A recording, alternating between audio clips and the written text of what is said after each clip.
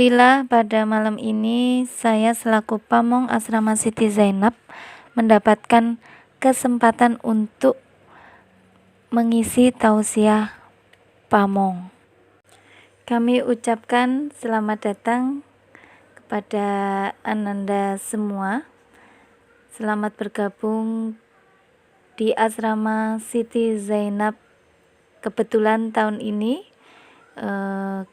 kami diamanai lagi ya Mbak ya untuk asrama kelas 6. Selamat anak-anakku, semuanya sudah naik ke kelas 6. Ya, anak-anakku semua yang saya sayangi, meskipun kita belum bisa bertemu secara langsung, tetapi kita tetap bisa berinteraksi melalui kecanggihan teknologi. Ya, boleh didengarkan sambil santai ya Nak ya. Yang penting nanti tetap kita bisa mendapatkan ilmu. Kita sama-sama belajar. Umi juga belajar, kalian juga belajar. Sudah sholat jamaah semua ya Nak ya. Alhamdulillah sudah sholat jamaah ya bersama keluarga. Sudah tadarus. Nah, semoga anak-anakku semua tetap semangat meski keadaannya seperti ini ya Nak ya. Baru ada wabah corona atau COVID-19 yang membuat kita akhirnya berjauhan. Anak-anakku semua kembali ke rumah masing-masing didampingi oleh orang tua. Umi sampaikan kembali ya. Selamat ya Nak ya, sudah kelas 6. Tuh, kelas 6 itu kalau di madrasah mu'alimat adalah kakak yang paling besar. Umi tidak mau bilang paling tua. Kakak yang paling besar. Kakak yang paling besar, maka tuntutannya akan lebih besar. Selain tuntutannya lebih besar, tanggung jawabnya juga lebih besar. Masa-masa kelas 6 ini adalah masa dimana anak-anakku semua harus mempersiapkan diri untuk mempunyai bekal ketika keluar dari madrasah mu'alimat. Setelah dari mu'alimat kita mau bagaimana? Nah, itu kita siapkan dari sekarang agar anak-anakku semua nanti tidak mengalami kebingungan atau mengalami penyesalan setelah keluar dari madrasah mu'alimat. Anak-anakku semua sekarang sudah kelas 6, berarti sudah mengalami proses pendidikan di madrasah mu'alimat dari kelas 1 hingga kelas 5. Nah, masa-masa pendidikan di SMP dan SMA itu adalah masa remaja, begitu ya. Kalian berada di mu'alimat ini adalah masa remaja. Remaja ini adalah masa depan bangsa. Siapa yang tahu artinya remaja? Ya, betul. Masa remaja adalah peralihan diri dari anak menuju dewasa. Pada masa ini terjadi perubahan yang cukup bermakna, baik dari fisik, dari biologis, mental, emosional, serta psikososial ya Nak ya. Nah, ini yang akan memberikan pengaruh pada kehidupan pribadi, lingkungan, dan masyarakat. Ke depan, masa depan itu ditentukan dari sekarang. Bisa kita lihat ya Nak ya, dari perkembangan fisik. Dulu kalau kelas 1 masih kecil-kecil, sekarang sudah besar, sekarang sudah haid, maka sholatnya juga harus tepat begitu. Kemudian perkembangan mental, dulu kalau kelas 1 belum berani, masih takut sama kakak kelas, sekarang sudah berani. Di kelas tidak berani maju, sekarang sudah berani. Itu contohnya. Perkembangan emosional, kalau dulu masih sering menangis saat kelas 1, sekarang sudah mulai bisa mengatasi diri, tidak menangis kalau kangen dengan orang tua. Nah, ini berpengaruh ya nak ya untuk kehidupan sekarang. Nah, seperti misalnya dulu kelas 1 ya, di anak MTS kita belum punya banyak tanggung jawab. Semakin besar di kelas 4, kelas 5 ada tambahan tanggung jawab. Selain tanggung jawab terhadap diri sendiri, tanggung jawab terhadap orang tua, juga ada tanggung jawab menjadi seorang pemimpin untuk teman-teman, seperti itu. Alhamdulillah ya nak ya, anakku semua bisa sekolah di Madrasah Mu'alimat. Ya, harus berterima kasih kepada orang tua kita ya, yang sudah menyekolahkan kita di Madrasah Mu'alimat Muhammadiyah Yogyakarta. Karena di Mu'alimat benar-benar memperhatikan bagaimana perkembangan seorang remaja agar menjadi remaja yang masa depannya juga cerah.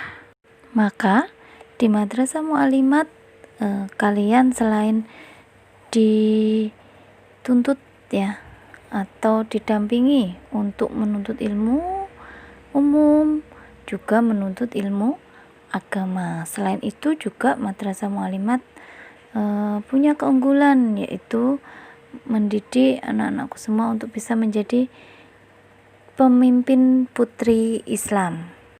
Nah, fase-fase remaja yang sudah kalian lewati adalah masa pra pubertas ya nak ya, itu sekitar usia 12 sampai 13 tahun. Nah, itu anak-anak SD naik kelas 1 SMP biasanya ya. Ya, itu sudah mulai mengagumi orang, sudah mulai melihat orang dewasa yang diidolakan. Akhirnya kadang meniru bagaimana sikap orang dewasa tersebut, misalnya dari segi penampilan, berpakaian, itu ya. Kemudian masa pubertas ya, kalian mengalami menstruasi atau haid. Nah, di sana itu sekitar umur 14 sampai 16. Nah, sudah tidak seperti anak kelas 6 ataupun anak kelas SD. Dia sudah mencoba untuk menjadi saya ini loh, yang bisa dicontoh, yang bisa ditiru begitu ya. Kemudian di umur 17-18, ini masa akhir. Kira-kira anak-anakku ini termasuk di masa apa ya? Antara puber dan akhir puber ya. Maka ayo kita perbaiki diri supaya kita menjadi remaja yang baik, remaja yang solehah, remaja yang masa depannya cerah. Nah, lalu bagaimana anakku semua yang sedang mengalami puber atau masa mengalami akhir pubertas, sekaligus sebagai pelajar.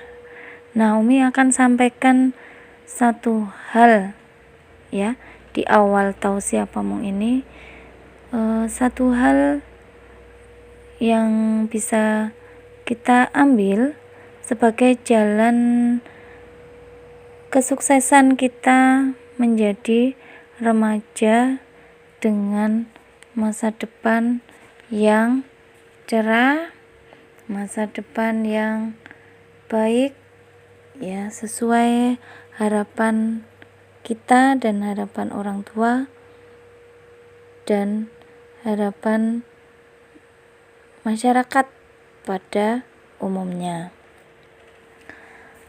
Apa itu satu hal itu?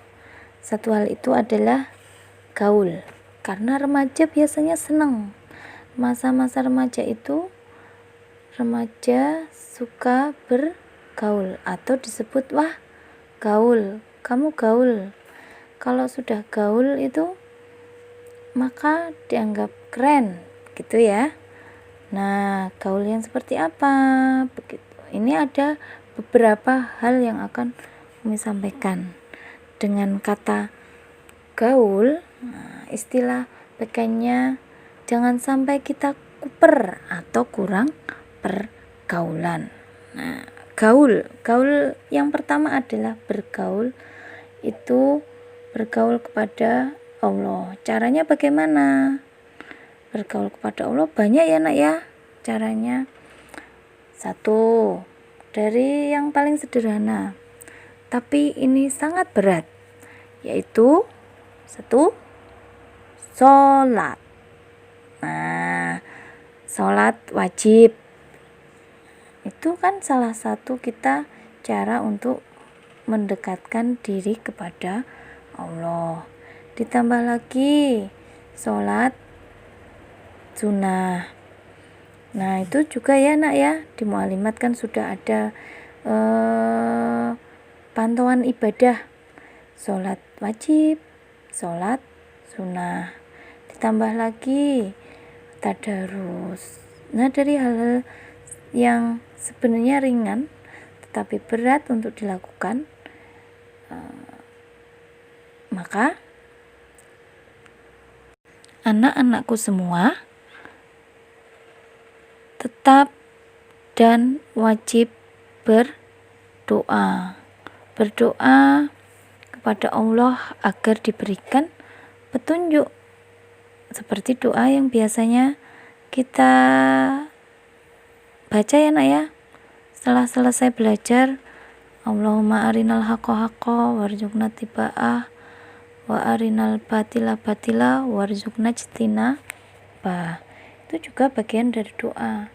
Ya Allah, berikanlah aku petunjukmu, yang benar itu adalah kebenaran, dan mudahkanlah saya untuk mengikutinya, dan perlihatkanlah yang batil itu sebagai yang batil, dan berilah kekuatan untuk menjauhinya. Karena kita sering melihat sesuatu sepertinya bagus ya, tren ya, kita ikuti, padahal itu bukan sesuatu hal yang baik.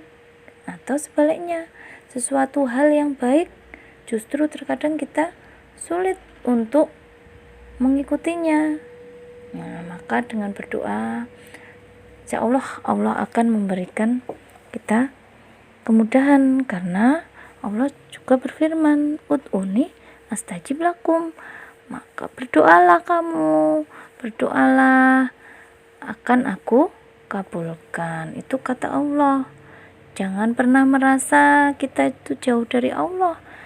Apa yang kita batin, apa yang kita ucapkan, itu Allah juga tahu, karena Allah Maha tahu.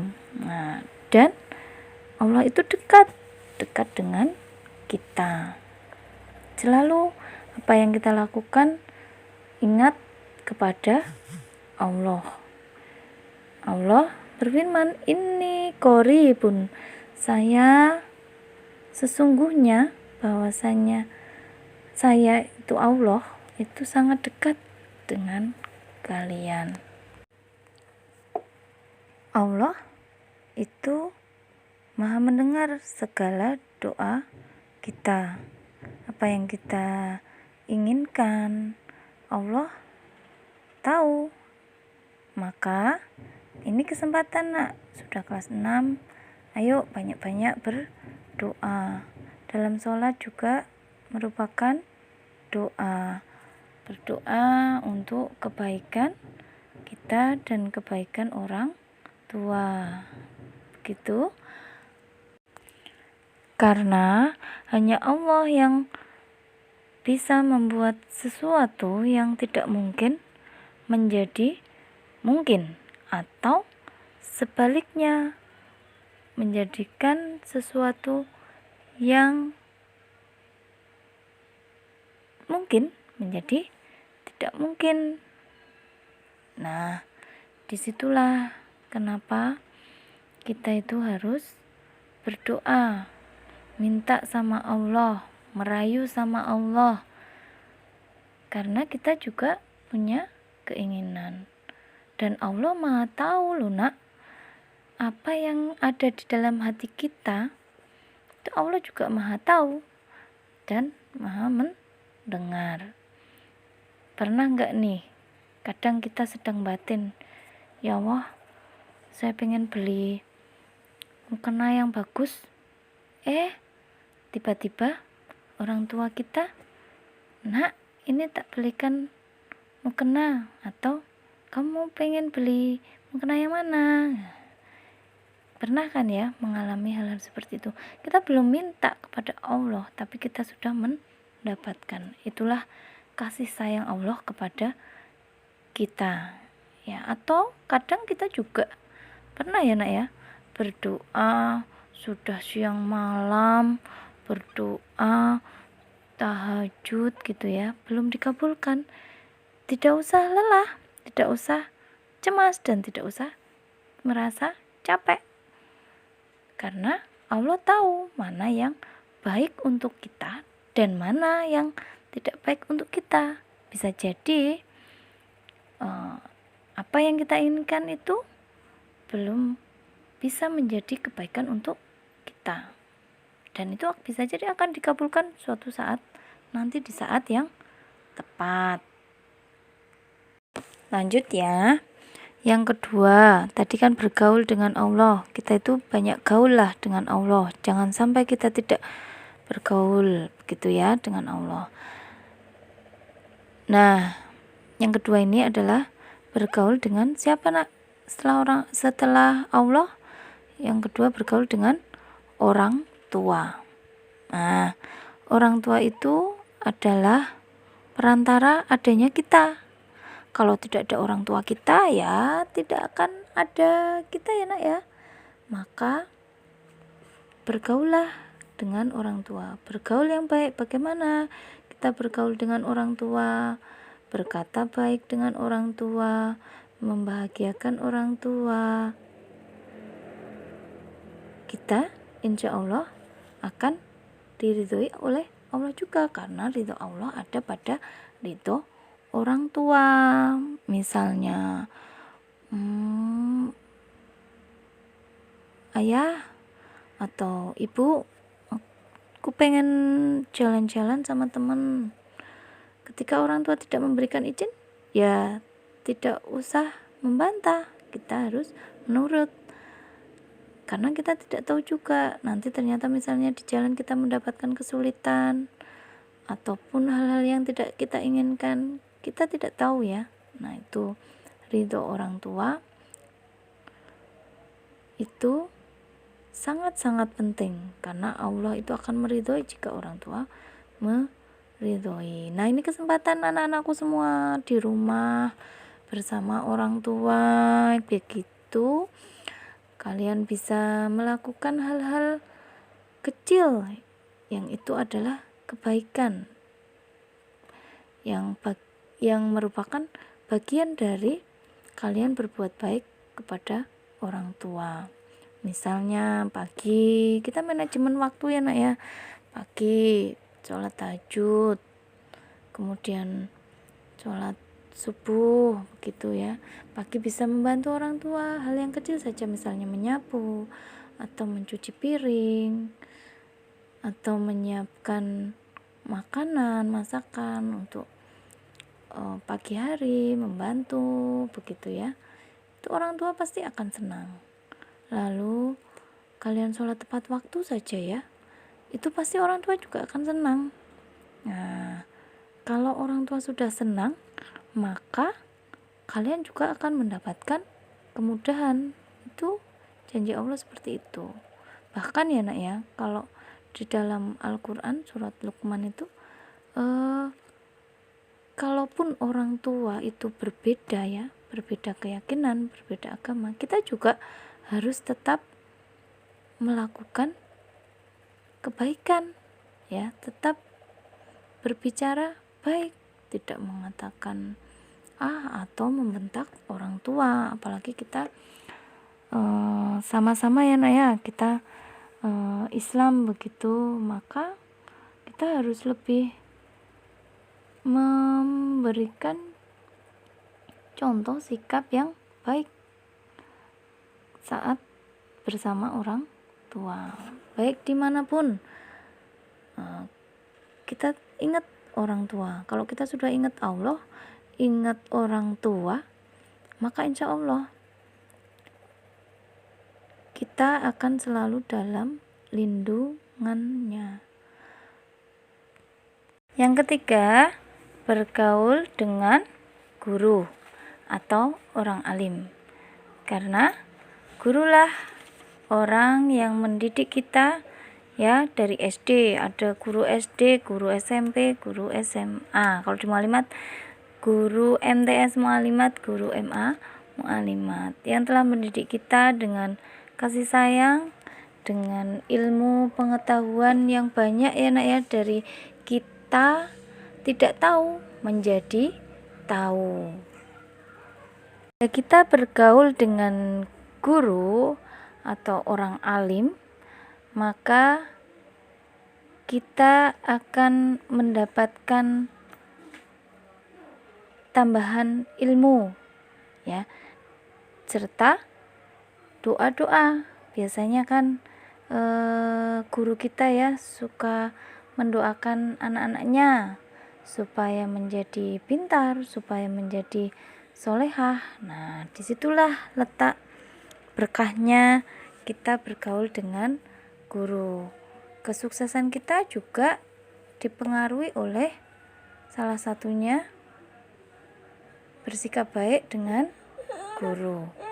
Jadi penting bergaul dengan guru atau orang yang alim. Orang alim itu orang yang tahu, orang yang punya pengetahuan lebih, seperti itu. Bagaimana kita bergaul dengan guru kita? Ya, contoh-contohnya misal kita memperhatikan saat guru mengajar di depan, menyelesaikan tugas tepat waktu, bersikap sopan, menyapa atau mengucapkan salam ketika bertemu sambil mencium tangan. Kemudian izin jika keluar kelas. Kemudian banyak bertanya dengan guru ketika tidak paham, dengan pertanyaan yang sopan. Nah, itu beberapa contoh bagaimana kita bergaul dengan guru. Yang keempat adalah bergaul dengan teman. Semakin banyak teman, maka semakin gaul. Nah, adanya teman di sini, teman yang seperti apa? Teman yang bisa memberikan pengaruh terhadap kita dalam hal kebaikan. Tolong menolonglah kamu dalam kebaikan, dan janganlah kamu tolong menolong dalam keburukan. Bersama teman kita bisa saling tolong menolong, saling membantu, karena teman kita adalah seusia dengan kita ya. Biasanya kita lebih enak curhat sama teman seumuran, lebih sama hobinya, kesukaannya kadang sama, begitu. Nah, di situ kita harus tetap memilih teman yang baik. Ataupun kalau kita tidak mendapatkan teman yang baik, kita yang harus menjadi teman yang baik. Ya, kita saling mempengaruhi dan memperbaiki diri untuk kebaikan. Karena sebagaimana firman Allah yang terdapat dalam surat Al-Isra ayat 7, in ahsantum li anfusikum wa in asatum falaha. Jika kita berbuat baik, maka kebaikan itu akan kembali kepada diri kita, dan sebaliknya jika kita berbuat buruk, maka keburukan itu akan kembali kepada kita. Maka baik-baiklah kita bergaul dengan teman kita, tidak menyakiti hati, menjaga lisan, banyak membantu jika teman kesulitan. Itu ya nak ya. Pentingnya seorang teman, dan kita harus bergaul dengan teman-teman kita. Nah, yang terakhir, bergaul atau gaul dengan kitab atau buku. Selain guru, selain teman, buku nak. Buku itu adalah teman yang baik juga. Maka ketika kita banyak bergaul dengan buku, sering membaca buku, maka kita juga akan bertambah pengetahuan, bertambah kebaikannya, begitu. Lalu buku yang seperti apa? Nah, kita cari buku yang sesuai dengan tuntunan. Kita orang Islam, kita pelajar, maka carilah buku-buku yang bermanfaat. Kalau hanya untuk hiburan, hanya untuk suka-suka, bolehlah satu kali atau 2 kali, ya itu pun harus sesuai dengan batasan, karena kita adalah remaja muslim. Harus bisa menyeleksi mana buku yang boleh kita baca dan buku yang tidak boleh kita baca. Yang bermanfaat bagi kita baca. Ada banyak ya nak ya, sekarang macam-macam buku lah ya. Ada novel juga, carilah novel yang di dalamnya terdapat motivasi bagaimana menjadi orang yang baik, menjadi pengusaha yang sukses. Nah, itu bisa. Ataupun buku-buku yang lain, buku cerita, komik juga kita boleh membaca, tapi carilah komik yang sesuai. Misalnya komik tentang pengetahuan, komik tentang kisah teladan, itu boleh ya. Tapi kita juga, anak-anak juga ya di madrasah juga sudah dibiasakan ya nak ya, tidak membawa bacaan yang tidak berkaitan dengan pendidikan. Nah, kalau ada yang tidak sesuai, maka kita sita. Nah, disitulah kita juga, Madrasah Mu'allimat itu mendukung bahwa kalian menjadi gaul, tetapi tetap dalam koridor keislaman. Di perpustakaan juga madrasah sudah memfasilitasi perpustakaan. Nah, sekarang karena di rumah kalian bisa browsing, itu juga bukunya sudah e-book ya namanya, buku yang lebih modern. Nah, sekarang banyak lagi anak selain buku itu tadi, bergaul dengan buku. Nah, sebenarnya masih banyak lagi, bergaul dengan alam, bergaul dengan teknologi dan lain sebagainya. Ini Umi bahas dulu hanya sampai bergaul dengan buku. Gitu ya nak ya.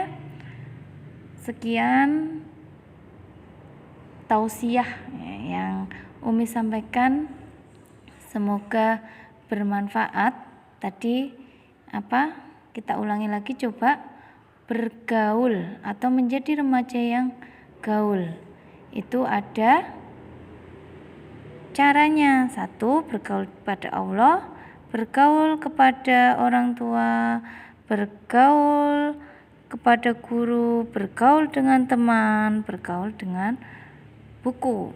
Nah, insya Allah kalau 5 ini kita manfaatkan, kita lakukan dengan baik, anak-anakku semua juga akan menjadi remaja yang baik, menyongsong masa depan dengan baik.